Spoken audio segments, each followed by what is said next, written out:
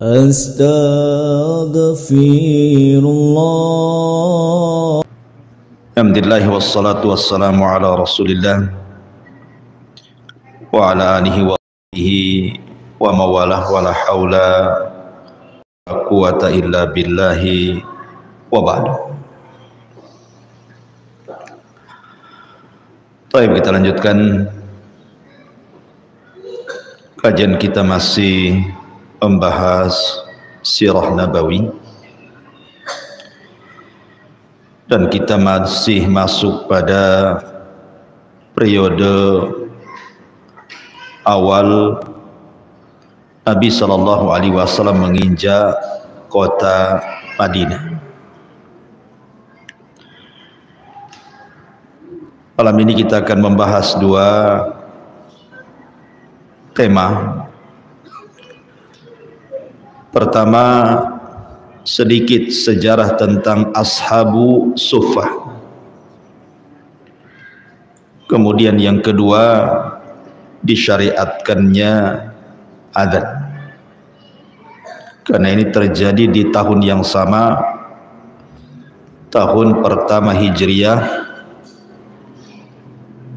Nabi sallallahu alaihi wasallam berada 1 tahun setelah hijrah beliau ke kota Madinah.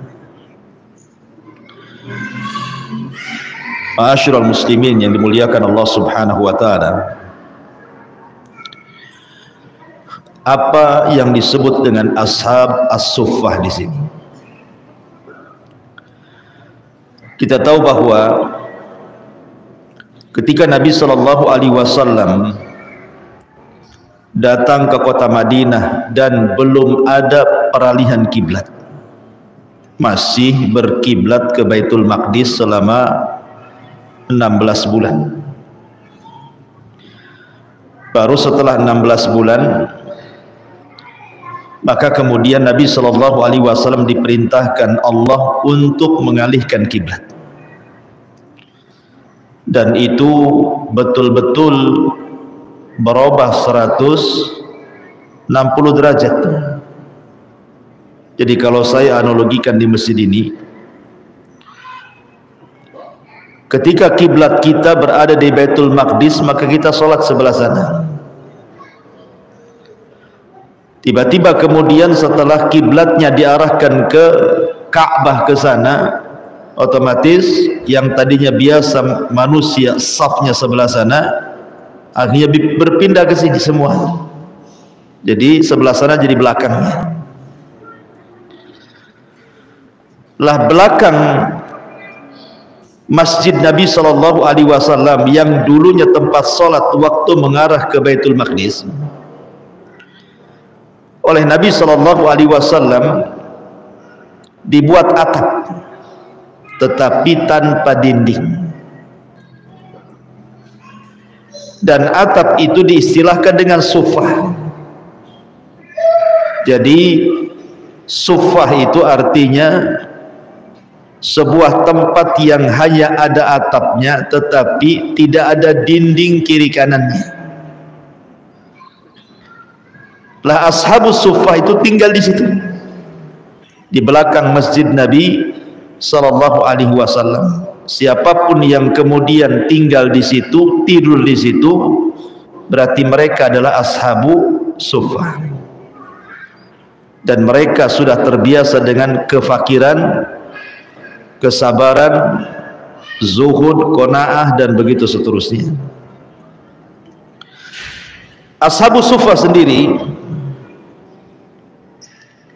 dari segi bilangan atau jumlah itu memang terkadang tambah, terkadang berkurang. Tetapi yang menetap, kata para ulama, sekitar 70 sampai 100 sahabat. Itu yang menetap. Adapun yang tidak menetap, ya kadang-kadang bisa lebih daripada 100. Karena ashabus suffah sendiri terbagi menjadi 4 kelompok. Ashabus suffah sendiri terbagi menjadi 4 kelompok. Kelompok yang pertama tentunya adalah kelompok muhajirin. yang mereka datang dari Mekah hijrah ke kota Madinah tidak punya apa-apa. Mereka hanya membawa pakaian di badan. Mereka tidak punya tempat tinggal, dan sebelum mereka kemudian dipersaudarakan oleh Rasul dengan orang-orang Ansar, maka sementara waktu mereka tinggal di Sufah. Makanya mereka disebut Ashabu Sufah. Ini kelompok yang pertama. Kelompok yang kedua, Ashabus Suffah itu terkadang mereka adalah wufud. Wufud itu artinya orang-orang utusan kabilah yang datang ke kota Madinah untuk masuk Islam. Maka sementara mereka tinggal di kota Madinah, mereka bergabung di tempat Ashabus Suffah sebagai penginapannya. Ini kelompok yang kedua. Kelompok yang ketiga adalah orang-orang yang ziarah ke kota Madinah mencari pekerjaan.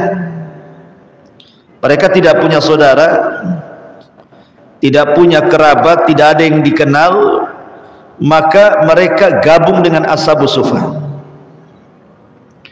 Dan kelompok yang terakhir ini kelompok yang paling aneh.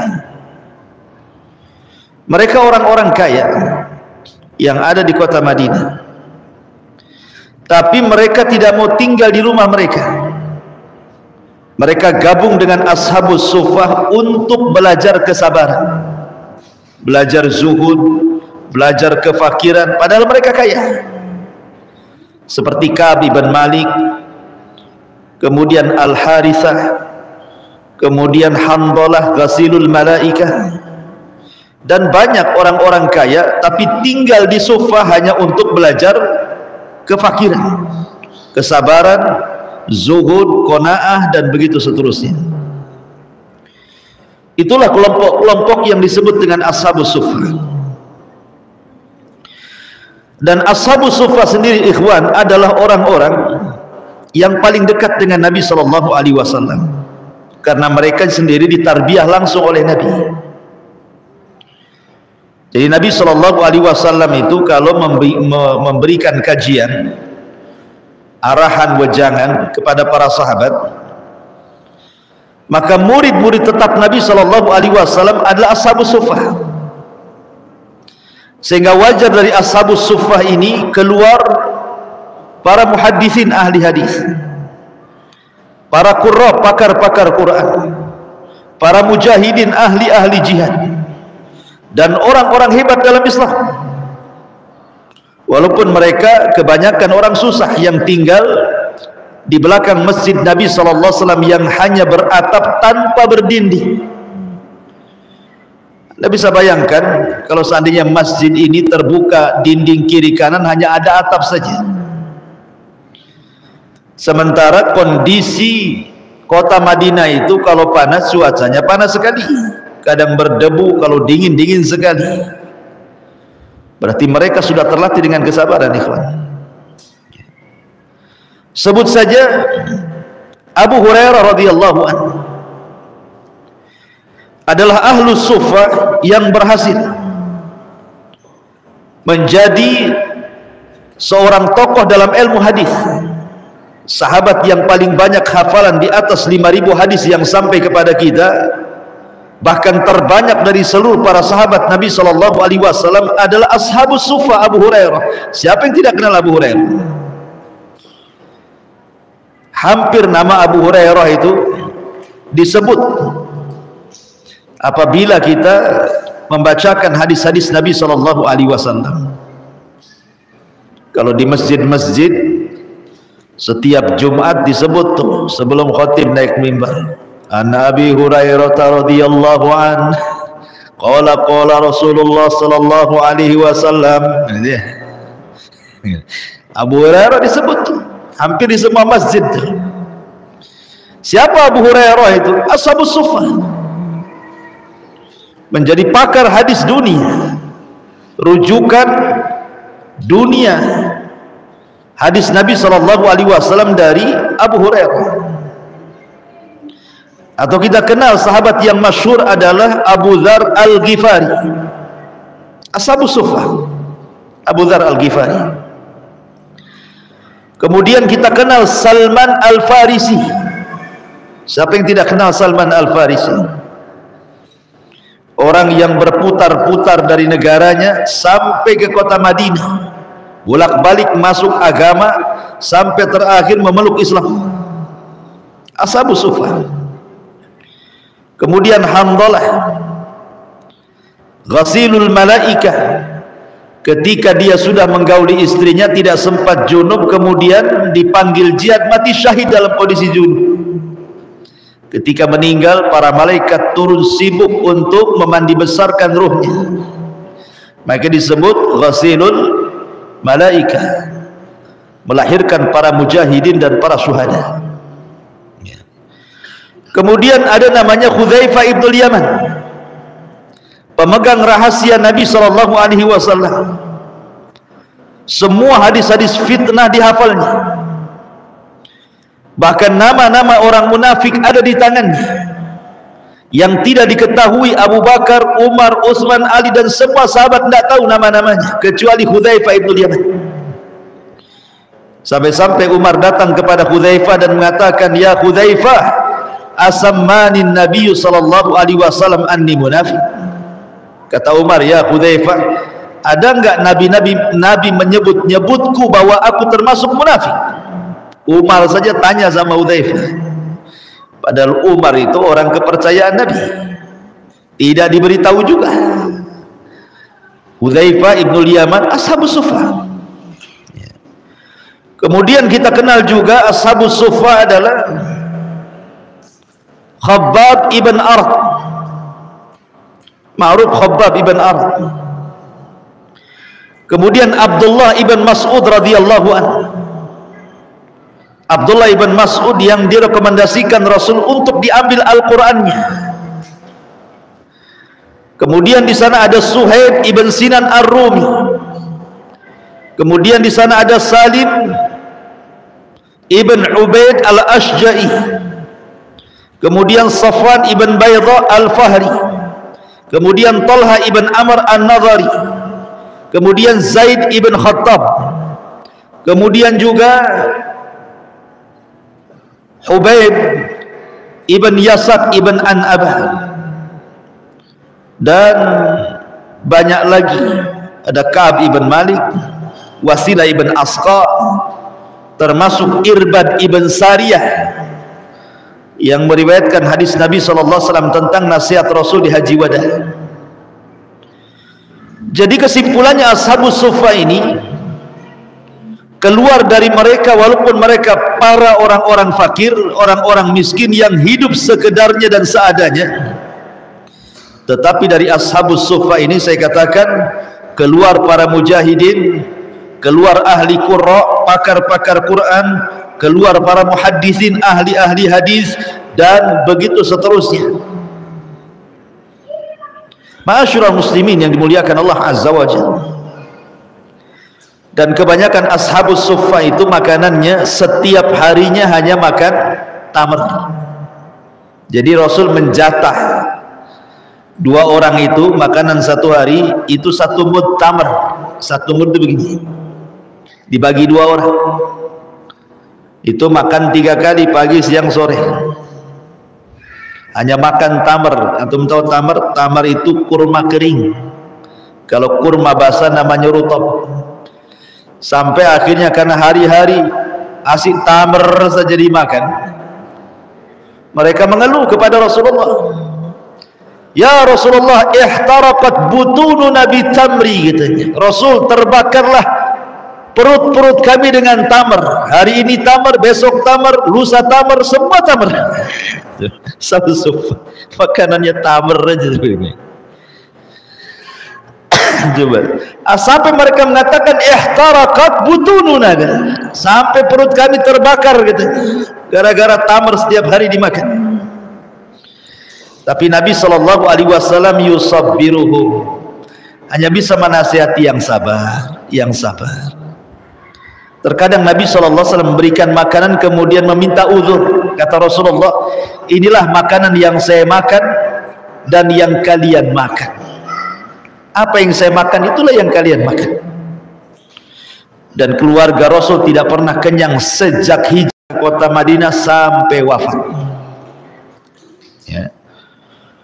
Jadi memang luar biasa Ashabus Suffah ini. Sampai ada cerita Abu Hurairah radhiyallahu an 3 hari nggak makan, hampir pingsan Abu Hurairah, sampai diganjel batu di perutnya. Kalau orang dulu untuk menahan lapar itu caranya meletakkan batu di perut kemudian diikat supaya terdorong ke dalam, jadi ngurangi rasa lapar. Kalau nggak percaya, buatlah kayak gitu antum kalau lapar. Jadi Abu Hurairah ini, ingat, Ashabus Suffah walaupun fuqara, mereka masakin gitu ya, tapi mereka anti minta-minta. Mereka tidak pernah meminta-minta. Mereka lebih baik tahan di atas lapar dibandingkan minta-minta. Tetapi Abu Hurairah karena sudah 3 hari nggak makan, ikhwan, antum saja 1 hari tak makan sudah bergetar, sudah merinding kan itu ya, udah mau pingsan aja jalan. Ini 3 hari tak makan. Jadi Abu Hurairah radhiyallahu anhu itu karena dia tidak pernah meminta-minta, tapi dia juga harus makan masalahnya, kalau tidak bisa mati. Jadi dia berpura-puralah selesai sholat dia keluar masjid duluan, kemudian berdiri di pintu masjid. Apabila datang Abu Bakar Siddiq keluar dari masjid, Abu Hurairah pura-pura tanya soal ayat, apa tafsirnya, apa maknanya, padahal Abu Hurairah sudah tahu tuh ayat itu, makna dan tafsirnya, tapi pura-pura tanya saja. Mudah-mudahan Abu Bakar melihat kondisi dia sedang lapar, paham, diajak makanlah di rumahnya, gitu maksudnya. Ketika ketemu Abu Bakar, Abu Hurairah bertanya soal ayat, dijawab sama Abu Bakar. Abu Bakar langsung pergi, gak paham dia. Habis itu datang Umar, ditanya lagi maksudnya, biar Umar ngajak dia makan ke rumahnya. Umar pun tak paham, langsung pergi. Kecuali Rasulullah. Rasulullah sallallahu alaihi wasallam paham dengan kondisi Abu Hurairah. Ketika Rasul melihat kondisi Abu Hurairah sudah lunglai, kata Nabi sallallahu alaihi wasallam, "Yo Abu Hurairah, kita ke rumah." Diajaklah Rasul, Abu Hurairah oleh Rasul ke rumah. Sesampainya di rumah, Nabi SAW bertanya kepada Ummul Mukminin Aisyah radhiyallahu anha, hal indaki ta'amun, apakah ada makanan yang bisa dimakan? Maka Ummul Mukminin Aisyah radhiyallahu anha kata, kebetulan baru saja ada yang menghadiahkan laban, air susu, 1 bejana, mungkin 1 mangkok gitu ya. Ada orang yang baru datang ngasih hadiah. Abu Hurairah sudah kepikiran tuh, wah hari ini bisa minum susu segar dan cukup untuk dia dan Nabi. Tetapi tiba-tiba kemudian Abu Hurairah dikejutkan dengan kata-kata Rasul, ya Abu Hurairah, panggil semua Ashabus Suffah kemari. Bayangkan 1 mangkok susu, 1 mangkok hanya untuk berdua saja. Kata Nabi SAW, panggil Ashabus Suffah kemari. Ashabus Suffah itu saya katakan jumlahnya sekitar 70-100 orang. Air susunya 1 mangkok. Anda bisa bayangkan kan? Gimana stresnya Abu Hurairah? Dia yang lapar, dia pula suruh manggil kawannya juga kan? Ya karena Rasul yang merintahkan, panggillah semua kawan-kawannya. 100 orang numplek di rumah Nabi, hanya untuk susu 1 bejana. Subhanallah, terjadi mukjizat di sini. Ketika Nabi SAW menyuruh untuk meminum, subhanallah, di mangkok itu air susu tidak habis-habis, sampai semua Ashabus Suffah kekenyangan itu, kenyang, pulang satu-satu kekenyangan. Terakhir Abu Hurairah dengan Nabi SAW. Bayangkan Abu Hurairah yang diajak, dia pula yang terakhir suruh minum. Bagaimana nahan laparnya? Orang minum dia nengok ini. Kata Nabi SAW, ishrab ya Abahir, minum wahai Abu Hurairah. Diminum. Kata Rasul, ishrab ya Abahir, minum lagi. diminum lagi. Ishrab ya Abahir, minum lagi, sampai kata Abu Hurairah, sudah tidak ada tempat di perutku Rasul, sudah nggak ada tempat lagi di perutku. Baru terakhir Rasul meminumnya. Begitulah kondisi Ashabus Suffah, memprihatinkan. Tetapi sekali lagi, kefakiran dan kemiskinan Ashabus Suffah tidak menjadikan mereka terhalang menjadi orang-orang hebat. Ya wajar, karena yang mentarbiyah mereka secara langsung adalah Nabi sallallahu alaihi wasallam. Ashabus Suffah terkenal mereka orang-orang yang saimun ahli puasa, qaimun ahli qiyamul lail, bukaun ahli menangis, dan begitu seterusnya. Itu Ashabus Suffah, kisah Ashabus Suffah. Kemudian kita masuk pada pembahasan kedua tentang sejarah azan.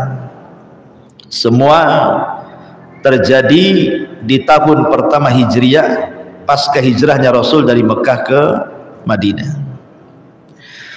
Ma'asyiral muslimin yang dimuliakan Allah Azza wa Jalla, ketika disyariatkan salat kepada para sahabat,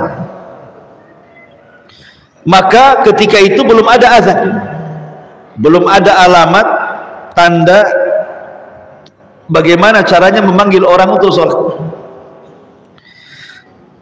Maka sebagian para sahabat mereka mengira-ngira waktu. Sudah masuk zuhur ini, zuhur. Udah masuk asar, asar gitu. Ngira-ngira waktu. Karena tidak ada panggilan azan masalahnya. Lah ketika itu kemudian para sahabat berkumpul, berdiskusi. Gimana caranya ngundang orang datang ke masjid. Sebagian sahabat mengatakan, gimana kalau kita tiru saja orang Nasrani gitu. Kita pukul saja lonceng, biar kalau dengar suara lonceng orang datang ke masjid. Yang lain mengatakan, janganlah kita tiru orang Yahudi saja pakai trompet katanya. Kita tiup saja trompet, kalau ada suara trompet, itu datang waktu sholat. Sebagian sahabat mengatakan, jangan kita tiru seperti orang Majusi, kita letakkan saja api di atas bukit. Kalau udah ada api di atas bukit berarti datang waktu sholat. Dan macam-macam ide-ide para sahabat. Kemudian setelah mereka banyak ide, disampaikanlah ide-ide kepada Rasulullah, tapi semua ditolak oleh Rasul. Tidak ada yang diterima ide-idenya itu. Sampai suatu malam, Abdullah ibn Zaid al-Ansari radhiyallahu an bermimpi. Abdullah ibn Zaid al-Ansari ini bermimpi. Dalam mimpinya dia sedang memegang lonceng yang biasa ditabuh oleh orang Nasrani. Kemudian dalam mimpinya berjumpa dengan malaikat. Kemudian malaikat yang menjelma manusia ini dalam mimpinya mengatakan kepada Abdullah ibn Zaid al-Ansari, maukah ku bertanya, itu lonceng untuk apa? Kenapa kau bawa lonceng? Maka Abdullah ibn Zaid mengatakan, untuk memanggil manusia supaya datang untuk sholat. Kata malaikat ini mengatakan, aku utusan Allah, mau enggak aku berikan sesuatu yang jauh lebih baik dibandingkan lonceng yang kau bawa? Kemudian diajarkan lafaz azan dan lafaz qomat. Ya. Diajarkan lafaz-lafaz azan yang kita ma'ruf hari ini orang azan, dan juga lafaz qomat. Cuman bedanya kalau azan diulang 2 kali, kalau qomat itu cuman 1 kali saja kan. Kalau azan ditartilkan, kalau qomat dicepatkan. Kalau azan kan 2 kali kan. Asyhadu an la ilaha illallah, asyhadu an la ilaha illallah. Kalau qomat 1 kali saja, asyhadu an la ilaha illallah wa asyhadu anna muhammadar rasulullah, kan gitu. Ya. Apa bedanya? Kenapa yang 1 2 kali, yang 1 1 kali? Karena azan itu memanggil orang jauh, sehingga harus diulang. Karena di zaman itu belum ada toah, orang azan naik ke atas, sehingga diulang kalimatnya dan ditartilkan, tidak cepat-cepat. Tapi kalau qomat itu untuk orang yang di dalam masjid, makanya 1 kali saja cukup, tidak perlu diulang-ulang. Ya.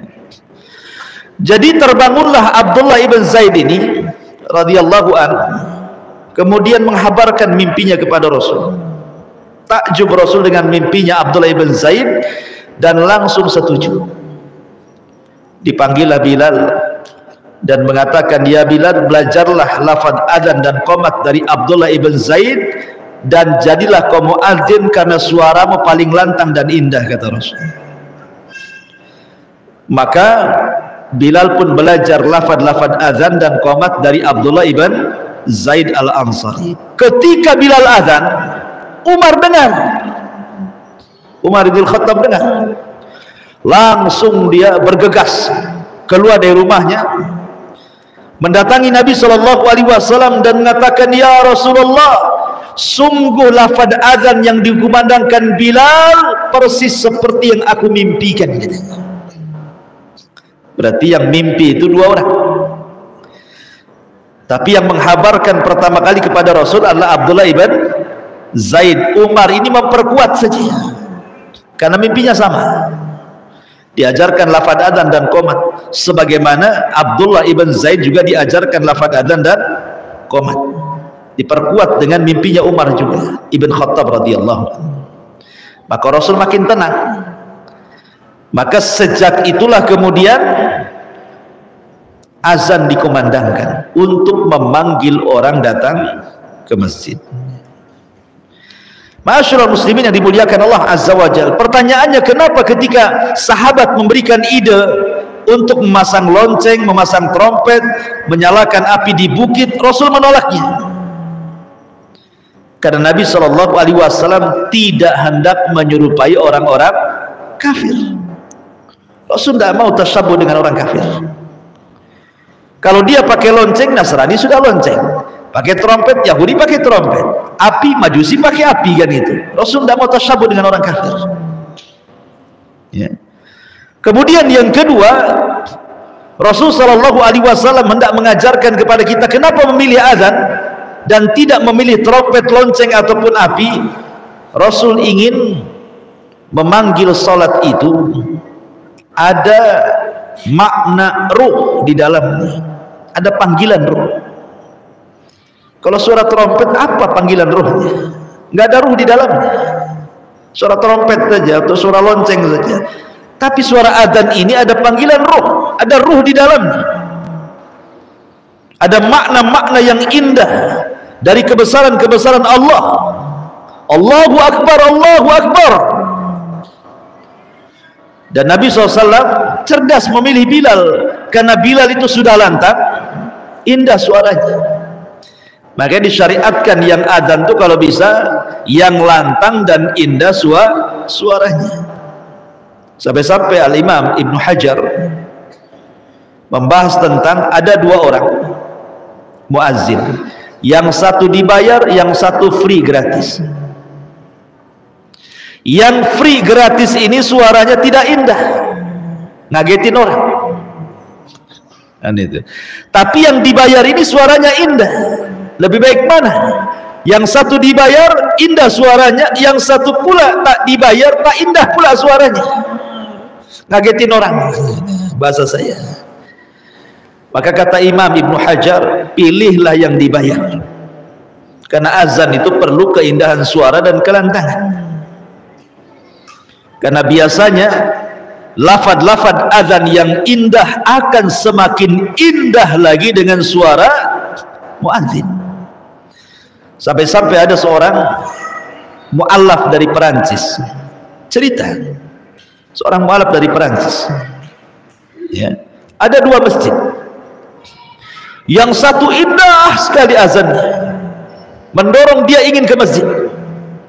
Yang satu ngagetin tuh azannya, suaranya grebek, gak jelas. Apa kata dia? Yang ini hampir-hampir saya keluar dari agama saya, katanya.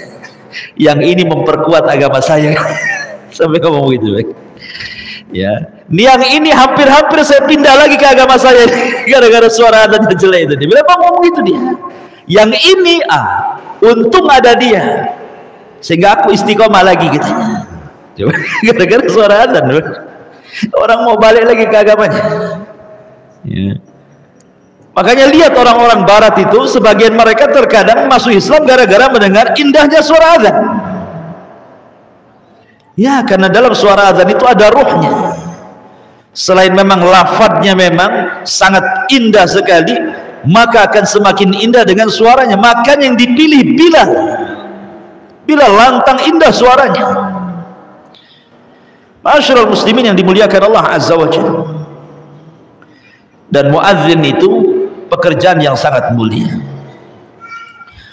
Ketika Allah Subhanahu wa taala berfirman dalam surah Fussilat, "Wa man ahsanu qawlan mimman da'a ila Allah wa amila salihan wa qala innani minal muslimin." Dan siapakah yang lebih baik perkataannya daripada orang-orang yang menyeru kepada Allah, mengerjakan amal saleh dan berkata, sungguh aku termasuk orang-orang yang menyerahkan diri kepada Allah. Waman ahsanu qaulan, siapa lagi yang lebih indah suaranya? Sebagian ahli tafsir mengatakan bahwa ayat ini turun kepada para muadzin. Maknanya para muadzin itu adalah orang yang paling indah suaranya. Waman ahsanu qaulan mimman da'a ilallah, siapa lagi yang lebih indah suaranya dibandingkan mereka para muadzin, karena mereka yang menyuruh manusia untuk menuju Allah. Sekarang timbul pertanyaan, boleh enggak azan itu sebenarnya panggilan supaya orang datang sholat gitu ya? Apakah hanya semata-mata panggilan supaya orang datang sholat ke masjid, atau ada rahasia di balik itu?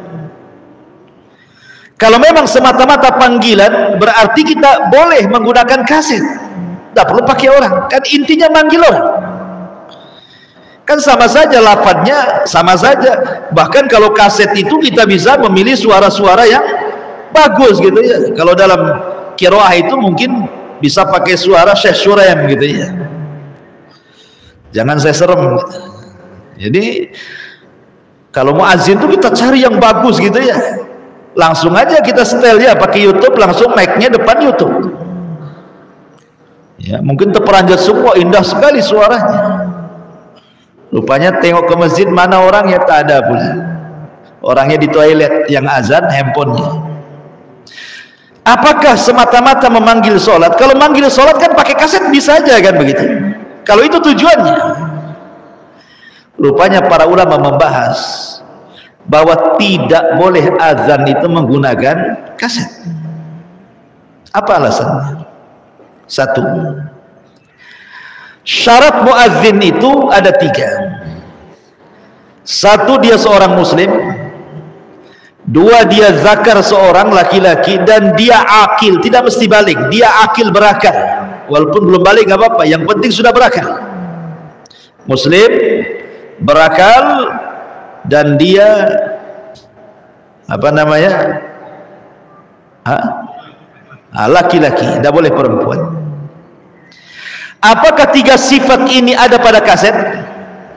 Tidak ada ya. Kita katakan kaset muslim, kaset berakal, kaset laki-laki, tidak bisa. 3 sifat ini tidak mungkin lengket ke kaset. Ini satu. Yang kedua, azan itu ibadah badan, bukan ibadah kaset, bukan ibadah suara, dia ibadah badan, sehingga harus ada badannya yang azan itu ya. Kemudian yang ketiga, kalau memang azan itu boleh dengan kaset, maka ini akan membuka tala'ub fiddin, main-main dalam agama ya. Kalau azan boleh pakai kaset, nanti khutbah Jumat pakai YouTube juga. Ini khotibnya belum ada, belum datang, nggak apa-apa, banyak itu YouTube-nya Abu Mairah, setel aja. Nah, nanti boleh kemana-mana, membuka tala'ub namanya, main-main dalam agama kan. Wong azan aja boleh, kenapa khutbah nggak boleh? Nah, jadi gitu nantinya kemana-mana. Makanya nggak bisa pakai kaset, nanti terbuka semua main-main dalam agama ini ya. Kemudian yang keempat, azan itu ada adabnya. Ada adabnya orang azan itu. Salah satunya menengok ke arah kiri dan kanan ketika hayya 'alas shalah kan itu. Ya. Hayya 'alas shalah kan nengok ke sana, nengok juga ke sini. Ada adabnya. Ya. Kalau kaset mana tengok-tengok. Masuk aja di situ. Ya. Jadi dengan 4 perkara ini ulama mengatakan tidak boleh azan dengan kaset. Harus orang yang azan itu. Ma'asyiral muslimin yang dimuliakan Allah Azza wa Jalla, subhanallah, saya akan bacakan sedikit tentang beberapa riwayat keutamaan seorang muadzin. Pertama, hadis Bara ibn Azib radhiyallahu anhu. Anna Nabiy sallallahu alaihi wasallam qala Inna Allah wa malaikatahu yusalluna 'alas saffil muqaddam wal muadzin yughfar lahu mada sautihi wa yusaddiquhu man sami'ahu min ratbin wa yabisin wa lahu mithlu ajrin man sallama. Kata Bara bin Azib radhiyallahu an, Nabi SAW bersabda, sesungguhnya Allah dan para malaikatnya akan bersolawat kepada orang-orang yang berada di saf terdepan dalam solat, dan para muadzin, perhatikan, dan para muadzin akan diampuni dosanya sepanjang suaranya, dan dia akan dibenarkan oleh segala sesuatu yang mendengarkannya, baik benda itu basah, benda itu kering, dan dia akan mendapatkan pahala sebanyak orang yang diajaknya. Kalau dia sholat Jumat, dia muadzin nih, ada berapa saf di situ kan? Ada 3 saf, anggaplah 100 orang. Dia dapat pahala 100 orang yang sholat di situ. Enak. Ya, besok rebutan mic-nya. Gitu. Ya. Tapi tahu diri, yang suaranya grebek janganlah. Ya, yang suara yang bagus-bagus saja lah yang muadzin itu. Nanti orang kapok sholat Jumat di sini. Ya. Ma'asyiral muslimin yang dimuliakan Allah, tapi lihat bagaimana diampuni dosanya sejauh suaranya. Bayangkan, sampai di mana suaranya?